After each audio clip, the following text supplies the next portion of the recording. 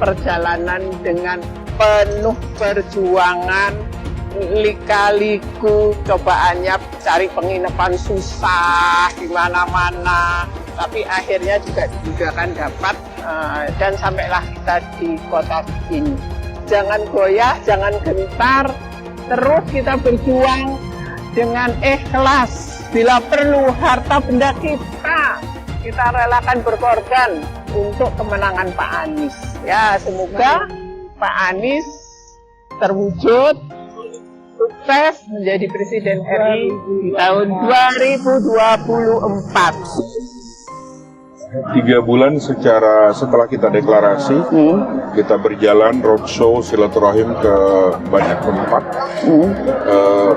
Tanggapannya sangat baik yang secara langsung ingin bergabung maupun di belakang layar karena masih tercatat sebagai pengurus NU struktural, tapi mereka memberikan orang-orang terbaiknya untuk bergabung dengan kita dalam relawan yang mendukung Pak Anies sebagai calon presiden 2024. Tapi kami yang nahdiyin kultural, kami boleh berpolitik, boleh berpihak kepada calon-calon presiden tertentu.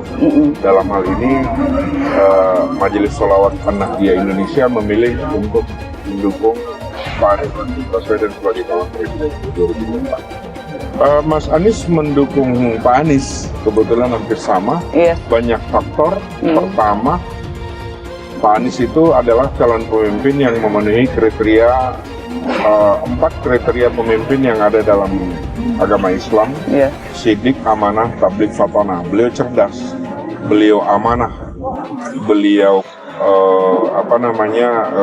tidak berbohong, beliau adil dan lain sebagainya.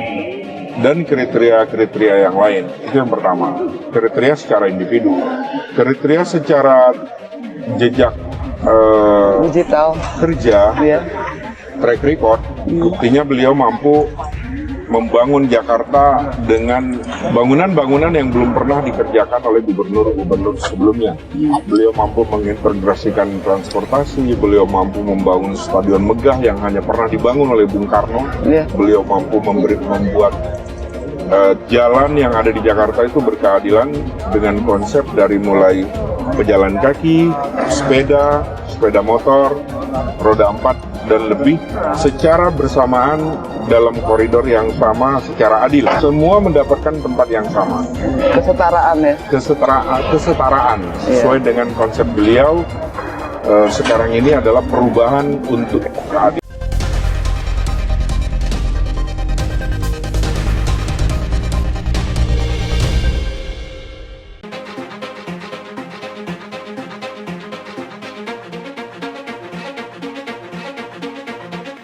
Ribuan warga menyambut kunjungan bakal calon presiden Koalisi Perubahan untuk Persatuan Anies Baswedan di Pondok Pesantren Darul Muttaqin Dusun Panjer, Desa Jeru, Kecamatan Turen, Kabupaten Malang, Jawa Timur.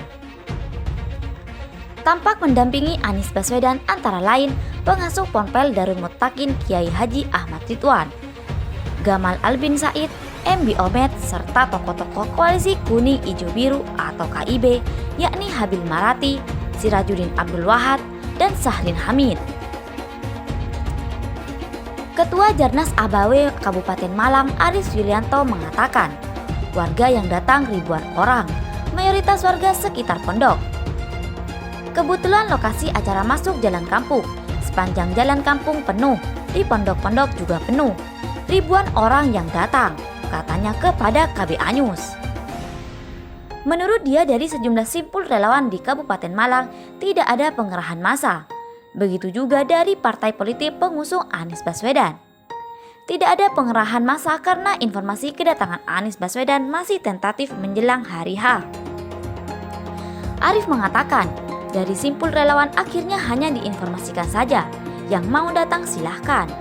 Di kalangan simpul relawan juga diinformasikan, bagi yang datang tidak pakai atribut partai, atribut relawan.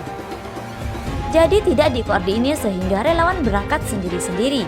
Ternyata yang datang ribuan orang, kata Arif. Pria yang rumahnya dekat Darul Muttaqin ini mengungkapkan, Dusun Panjer merupakan kawasan dengan kultur Nahdliyin yang cukup kuat.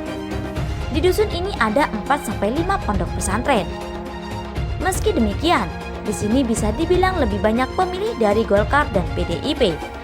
Warga yang menyambut kedatangan Pak Anies luar biasa, ribuan orang jelasnya. Menurut Arif, pada kesempatan itu, hadirin mendoakan Anies Baswedan mendapat amanat menjadi presiden pada Pilpres 2024. Di sisi lain, cucu pahlawan nasional A.R. Baswedan menyampaikan pidato dengan bahasa yang mudah dipahami warga desa. Jika bahasanya seperti yang disampaikan seperti di Istora Jakarta kemarin, mungkin banyak warga tidak paham. Ini luar biasa, jelasnya. Pak Anies menyampaikan tentang keadilan sosial dalam bahasa yang disesuaikan sehingga mudah dipahami warga desa. Disertai contoh-contoh sederhana, ungkapnya. Arif mengatakan, Anies Baswedan mencontohkan ketidakadilan dengan cara sederhana, seperti tentang foto bareng atau selfie bersama Anies Baswedan. Banyak warga yang berebut ingin foto bareng Pak Anies. Setelah beberapa lama, ada orang kemudian bilang, sudah, yang selfie sudah, Pak Anies sudah capek, ungkapnya. Lalu Pak Anies bilang, biasanya orang yang bilang begitu itu sudah dapat selfie. Ini bentuk kecil dari ketidakadilan.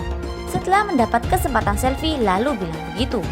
Artinya tidak memberikan kesempatan yang sama pada orang lain, jelasnya.